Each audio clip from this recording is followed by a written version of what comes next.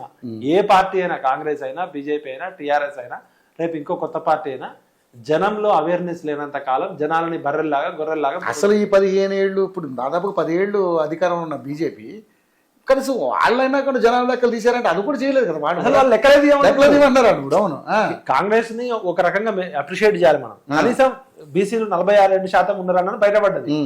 55% అనేది వీళ్ళు అంటున్నారు వాళ్ళ రిపోర్ట్స్.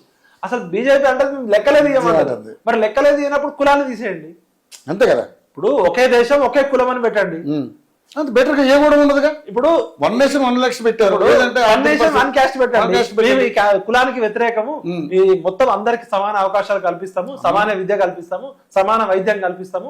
అసలు ఈ కులాలు ఉన్నంత కాలం ఈ దేశం ఇట్లనే విడిపోతుంటారు. కాబట్టి మాకు ఎస్సీలకు తీసేస్తాం, ఎస్టీలకు తీసేస్తాం, ఓసీలకు తీసేస్తాం, అందరికి సమాన అవకాశాలు కల్పించే విధంగా చేస్తామని చెప్పొచ్చు కదా. ఇలా రిజర్వేషన్లు ఎందుకు అడుగుతున్నారు ఎవరైనా?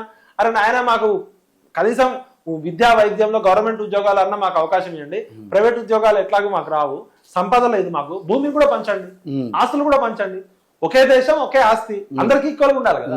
నువ్వు చెప్పేటప్పుడేమో సిద్ధాంతాలు చెప్తావు, ఇక్కడికి వచ్చరికి మరి కులం అనేది రియాలిటీయా కాదా? కులం లేనప్పుడు కులం లెక్కను ఎందుకు కట్టావు? ఎస్సీల లెక్క కడతావు, ఎస్టీల లెక్క కడతావు, ముస్లింల లెక్క పెడతావు, బీసీలు ఎందుకు పెట్టావు మరి లెక్క?